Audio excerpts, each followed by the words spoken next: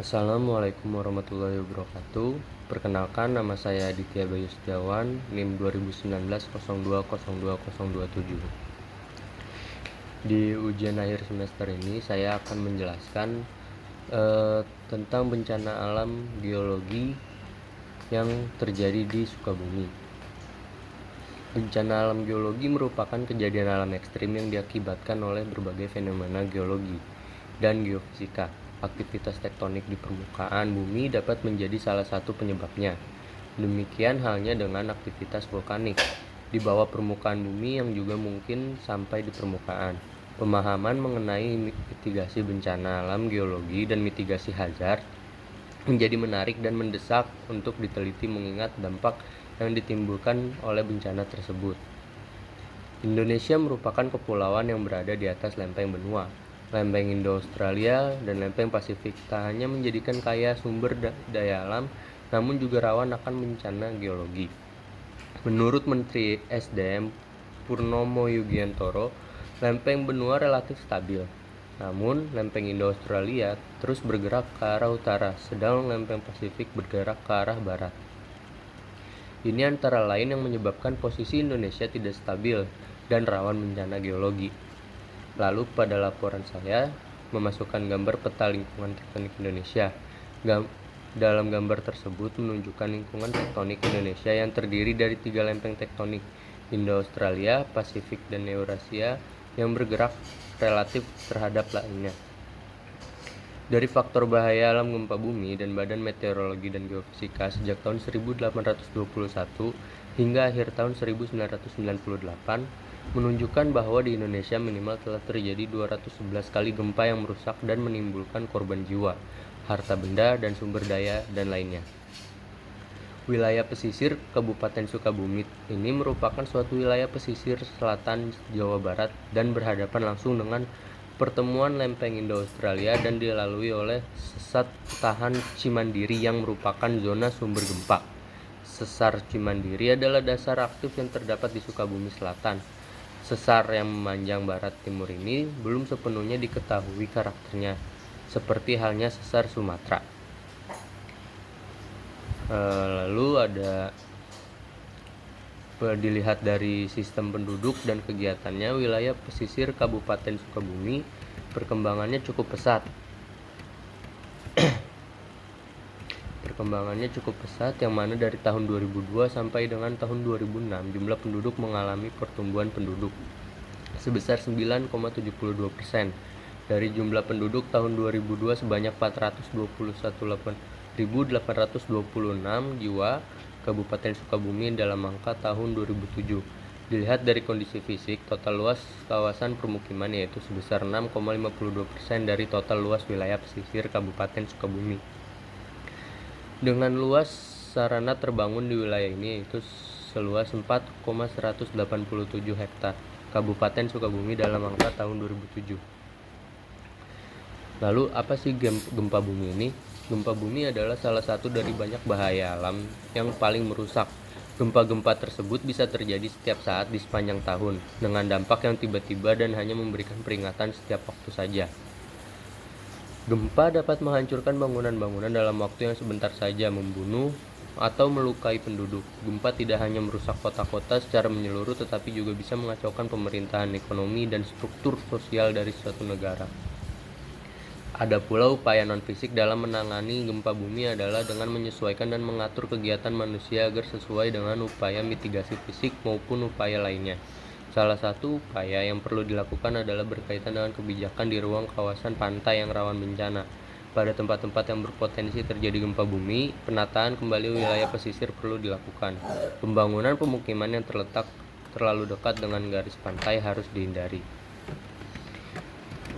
Lalu perumusan masalah. Permasalahan studi dirumuskan berdasarkan adanya 2 faktor, yaitu adanya potensi wilayah pesisir Kabupaten Sukabumi sebagai suatu bahaya alam atau natural hazard.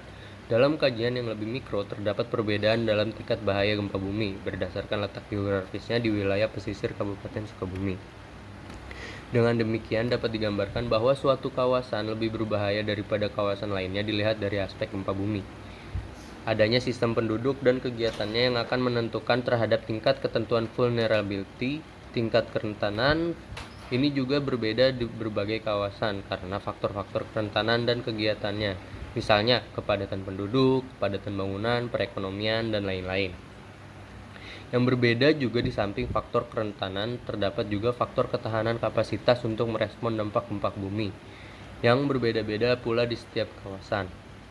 Lalu berdasarkan pembahasan yang telah saya sampaikan di atas, maka pertanyaan penelitian yang muncul adalah jika wilayah pesisir Kabupaten Sukabumi secara potensial memiliki faktor bahaya hazard gempa bumi di wilayah-wilayah manakah, dan wilayah pesisir Kabupaten Sukabumi yang berisiko tinggi terhadap bencana gempa bumi. Lalu yang kedua, arahan tindakan mitigasi seperti apa yang akan dilakukan dengan adanya identifikasi tingkat risiko bencana tersebut. Lalu tujuan dan sasaran studi. Yang pertama, tujuannya berdasarkan latar belakang studi dapat diketahui bahwa wilayah pesisir Kabupaten Sukabumi secara potensial memiliki risiko bencana gempa bumi. Oleh karena itu, diperlukan upaya untuk mengurangi risiko bencana gempa bumi. Untuk mengurangi risiko tersebut pada wilayah-wilayah yang berisiko tinggi terhadap bencana gempa bumi, adapun tujuan utama studi ini adalah sebagai berikut. Mengidentifikasi risiko-risiko bencana gempa bumi di wilayah pesisir kabupaten, merumuskan arahan tindakan mitigasi bencana gempa bumi agar dapat mengurangi risiko. Lalu sasarannya untuk mencapai tujuan tersebut yang telah saya sampaikan tadi, maka sasaran studinya yaitu 1. Identifikasi faktor-faktor bencana gempa bumi. 2. Identifikasi non-subfaktor dari faktor-faktor bencana gempa bumi yang telah ditetapkan. 3. Identifikasi indikator untuk menilai sub-subfaktor yang telah ditetapkan. 4. Identifikasi kondisi dari faktor, subfaktor, dan indikator yang telah ditetapkan terhadap wilayah tersebut. Analisis studi risiko bencana gempa bumi. Dan yang terakhir, arahan tindakan mitigasi berdasarkan kondisi tingkat risiko bencana gempa bumi. Lalu ada ruang lingkup studi. Yang pertama, ruang lingkup wilayah. Ruang lingkup wilayah penelitian ini adalah wilayah pesisir Kabupaten Sukabumi, yang mana berdasarkan RPJMD Kabupaten Sukabumi tahun 2006 sampai 2010, wilayah pesisir Kabupaten Sukabumi ini terdiri dari 9 kecamatan. Untuk lebih jelasnya mengenai wilayah-wilayah kecamatan yang terdapat di wilayah pesisir Kabupaten Sukabumi serta luasannya dapat dilihat pada tabel yang terdapat di laporan saya. Lalu adapun batasan-batasan wilayah penelitian, sebelah barat Kabupaten Lebak dan Samudra Indonesia. Lalu di sebelah timur berbatasan dengan satu lapis batas kecamatan dan Kabupaten Cianjur. Lalu di sebelah utara berbatasan dengan Kabupaten Bogor dan selatannya berbatasan dengan Samudra Indonesia. Adapun alasan yang mendasari pemilihan wilayah pesisir Kabupaten Sukabumi sebagai kajian studi adalah sebagai berikut. 1. Wilayah pesisir Kabupaten Sukabumi merupakan wilayah yang termasuk ke dalam wilayah Provinsi Jawa Barat. Memiliki potensi sumber daya pesisir dan kelautan antara lain perikanan, terumbu karang, hutan mangrove, rumput laut, penyu, bahan tambang dan mineral, serta pariwisata. Lalu yang kedua, dilihat dari kondisi fisik, total luas kawasan pemukiman yaitu sebesar 6,52% dari total luas wilayah pesisir secara keseluruhan, dengan luas sarana terbangun di wilayah ini itu seluas 4,187 hektar. Ini juga merupakan ancaman besar bagi wilayah ini terhadap bahaya gempa bumi. Lalu dilihat dari kondisi kependudukan, jumlah penduduk di Kabupaten Sukabumi sebanyak 20,31% dari penduduk keseluruhan yang tinggal di wilayah pesisir Kabupaten Sukabumi. Jumlah penduduk tersebut cukup besar dan secara fakta harus berhadapan langsung dengan bahaya gempa bumi dan tsunami. Lalu dilihat dari kondisi ekonomi, hasil produksi pertanian merupakan hal penting sebagai penyangga kegiatan ekonomi penduduk, yang mana sekitar 63,44% penduduk bermata pencaharian di bidang pertanian. Lalu yang terakhir, Kabupaten Sukabumi belum memiliki kebijakan arahan dalam penanggulangan dan pencegahan bencana untuk mengurangi kerugian akibat bencana gempa bumi dan bahaya ikutan tsunami. Lalu yang kedua, ruang lingkup materi. Lingkup materi dalam penelitian ini adalah sebagai berikut. Yang pertama, identifikasi zonasi bahaya gempa. Lalu yang kedua, identifikasi kerentanan wilayah pesisir. Identifikasi kapasitas ketahanan terhadap bahaya gempa bumi. Lalu keempat, penentuan tingkat risiko. Dan yang kelima, arahan tindakan untuk mengurangi risiko bencana gempa bumi. Lalu ada metode pendekatan yang dilakukan melalui beberapa tahapan. Yang pertama, perumusan faktor dan subfaktor yang mempengaruhi tingkat risiko bencana gempa bumi. Faktor-faktor tersebut dapat dikaji dan disimpulkan menjadi 3 faktor, yaitu faktor bahaya atau hazard dengan subfaktor goncangan bahaya langsung, lalu faktor kerentanan vulnerability dengan subfaktor kerentanan fisik atau infrastruktur, lalu faktor ketahanan kapasitas atau capacity dengan subfaktor sumber daya alami. Lalu yang kedua, tahapan berikutnya adalah merumuskan indikator-indikator risiko dari setiap faktor atau subfaktor risiko yang telah ada. Lalu yang ketiga, perumusan bobot dari setiap faktor, subfaktor, dan indikator yang telah terbentuk dengan menggunakan proses hierarki analitik. Dan yang keempat, analisis tingkat risiko bencana gempa bumi, yaitu dengan 2 cara, yaitu dengan 3 cara, yaitu melakukan perhitungan nilai faktor-faktor risiko bencana gempa bumi, lalu untuk analisis data geologi seperti faktor bahaya dan subfaktor goncangan dan tsunami, faktor kerentanan, dan faktor ketahanan.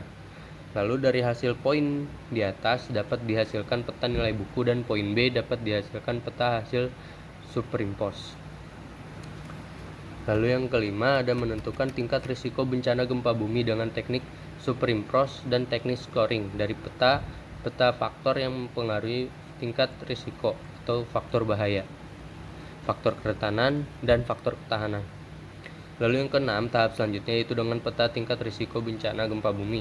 Yang dihasilkan akan dapat diketahui wilayah-wilayah mana saja yang mempunyai tingkat risiko bencana gempa bumi tinggi, yang kemudian dapat dijabarkan atau diuraikan berdasarkan indikator karakteristik pembentuk risiko bencana gempa bumi. Lalu yang terakhir, perumusan arahan tindakan mitigasi terutama untuk mengurangi kerugian yang ditimbulkan. Ya, sekian penjelasan dari saya, kurang lebihnya mohon maaf. Wassalamualaikum warahmatullahi wabarakatuh.